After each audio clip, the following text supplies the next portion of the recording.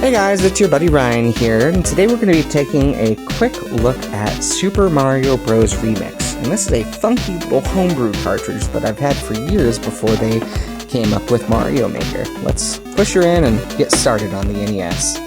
Okay, so right away you can see we have lots and lots of options stuffed into this cart, but we're going to start with a game where they have basically taken Samus and shoved her into the Super Mario Bros. World with a total reskin, new levels, and all of the enemies are switched to your classic Metroid enemies. So very fun. You can see there are power-ups like this one here that's going to allow us to shoot a straight beam, which I absolutely love. It's sort of your stand-in for the fire flower, and you can absolutely wail on baddies with this guy because it shoots all the way across the screen. And you still do have to watch out, as they can get you, and you do have the option to get the Superstar from Super Mario Bros. And that's kind of interesting that they kept that in. And there we go, we have beat the first level. And the reason I kept this section in is because I really want to show you what happens in level 2. So let's check it out.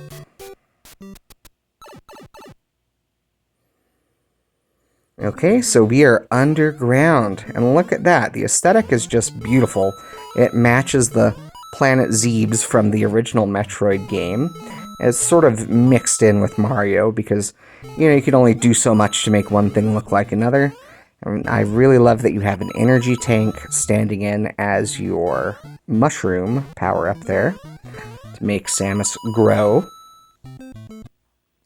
Okay, that was fun. Let's move on to something else, though. We're going to be looking at Super Wario 3. You can see it says Mundo 1, which means this was created in a Spanish-speaking country. And one thing I really enjoy about this is, as you could see from the mushroom there and the Goombas and the backgrounds, is that the sprite work looks really great. The only sprite that I think doesn't look that great is Wario himself. And that may have something to do with hardware limitations. I'm not 100% sure, but everything looks beautiful. The controls are still tight and exactly the same, but this one's basically going to be just a straight-up reskin of the Super Mario Bros. Game. And a lot of the games, honestly, on this cartridge are. So for the rest of these, I'm going to try to stick mostly to ones that are a little bit more original, but I thought you might like seeing Wario. Okay, let's check out something else with a game entitled Paper Sigh. Now, obviously you're going to see that I didn't have great luck on this one, but one thing I like to point out here is that it is sort of a weird 2.5D perspective here. They took sort of that isometric angle to give the illusion of 3 dimensions. See, the blocks are sort of cubish, and the ground looks almost like we're jumping across rooftops. Now, at first, this kind of screwed me up because I thought maybe you might be able to jump into those layers, but no such luck. You just fall off the edge. See, there you go.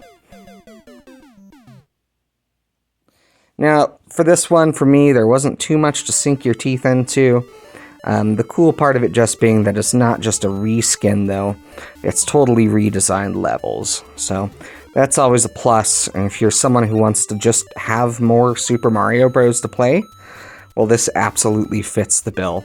Now, I don't know if Paper Sigh is a reference to something that I'm unaware of.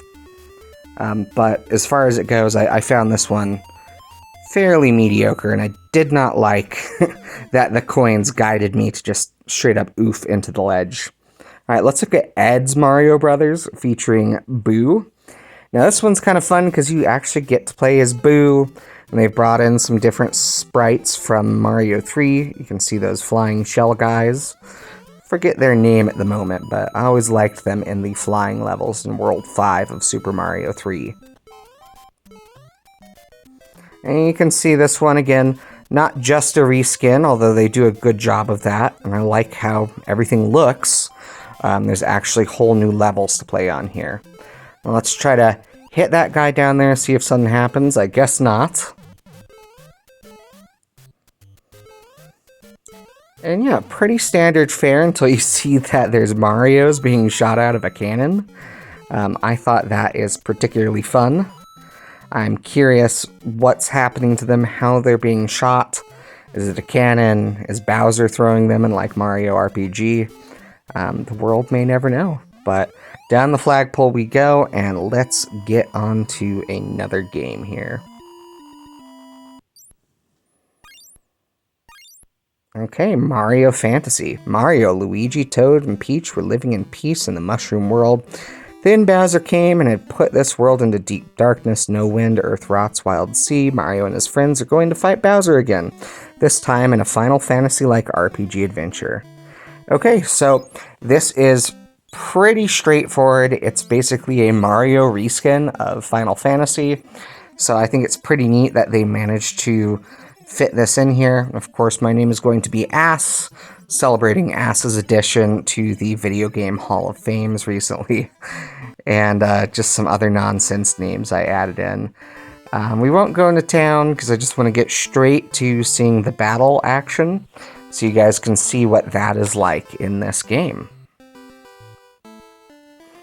And of course, I'm really enjoying the music in this. You can see already that it is sort of like Mario RPG, just sort of a demade 8-bit version. And each of your characters, I assume, is a stand-in for the different classes that they have in Final Fantasy.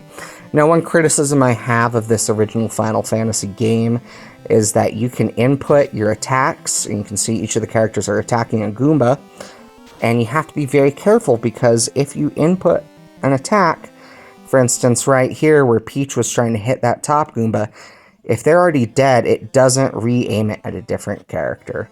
So you just have to wait for it to cycle through again, and that's really the main thing that makes the original Final Fantasy drag for me. If you're ever going to play it, I suggest maybe doing the Game Boy Advance remake. But the monsters were defeated, and it gives you an idea of how the game works. Let's move on to something else. Okay, so for this one, this is actually the reason I bought this cartridge in the first place. It's Super Mario Bros. 3 Mix. You can see it runs off the Mario 3 engine, but it has some fun stuff from other Mario games, like that character select screen from Mario 2. And the fun thing about this very first level is that, although it is not a reskin of Mario, the original Super Mario, it does have the exact same layout of the first level in Super Mario Bros.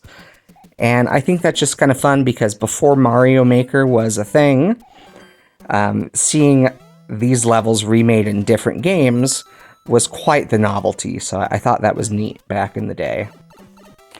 And down the pipe, remember we're still in World 1, or in Level 1, World 1, and you can see that Mario is playing his way through what would have been Level 2 in the original Super Mario Bros. I don't know what that power-up there does. Maybe someone in the comments can enlighten me if they've played this before. I suspect it could be something like in the Super Mario World game, where if you get 50 coins and you reach a certain block, the green star block, you get a 1-up at that point.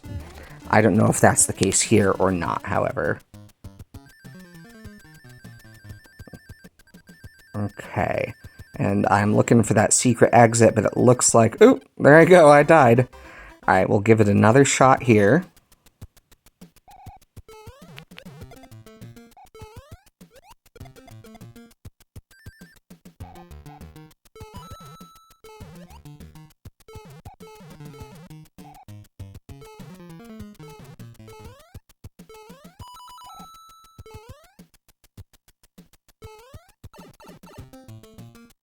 Now, it's worth noting at this point that you can see the spinning star token up top. If you get 3 of those, it works just like the Dragon Coins in Super Mario World, where you will end up getting a 1-up from those guys. And we have floating and sinking platforms, and this time I don't try to tempt fate, I just go on through and get on over to level 2, so let's check that out.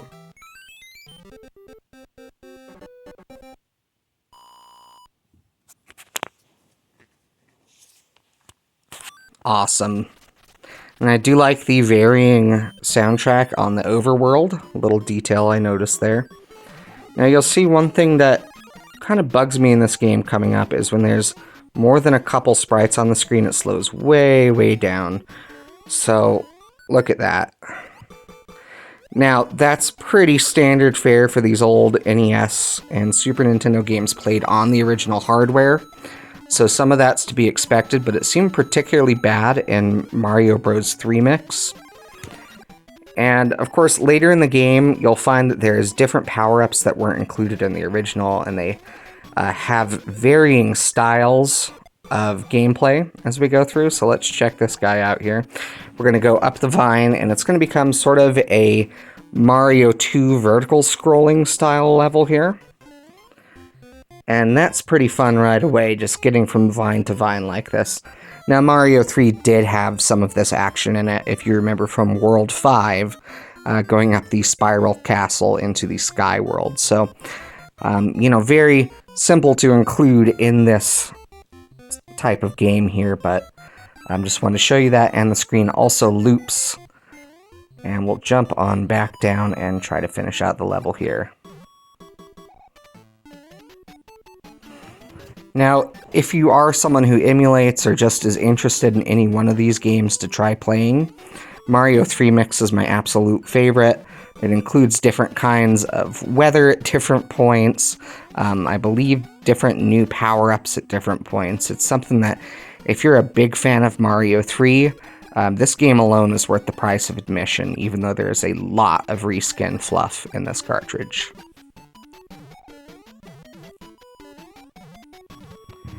And this is about the point I realized you can bounce high in this version of the game.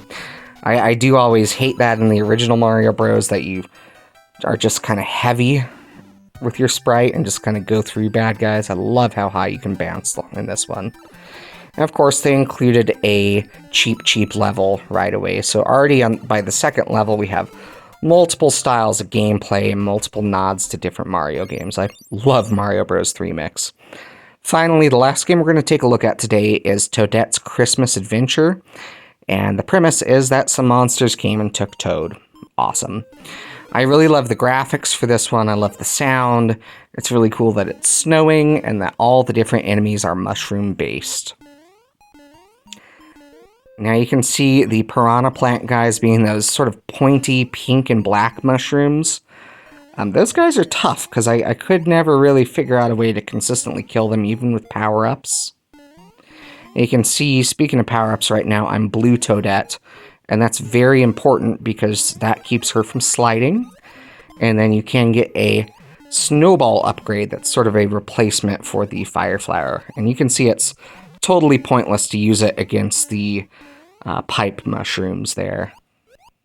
But for some reason, even though it's a little too high, it kills the mushrooms that crawl along the ground, and sometimes will kill the piranha plant mushroom, as you just saw, but usually not. So it's a little buggy, but still super fun.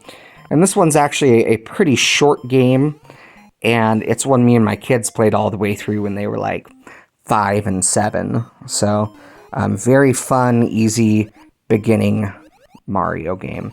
And you can see there was a Hammer Bro, except with mushrooms, so that was fun. And yeah, I really like this one too. It was sort of a hidden gem on this particular console. Now, level 2 here is pretty icy, and of course you're going to want to get that power up. And there we go. Blue Toadette keeps us from skidding on the ice.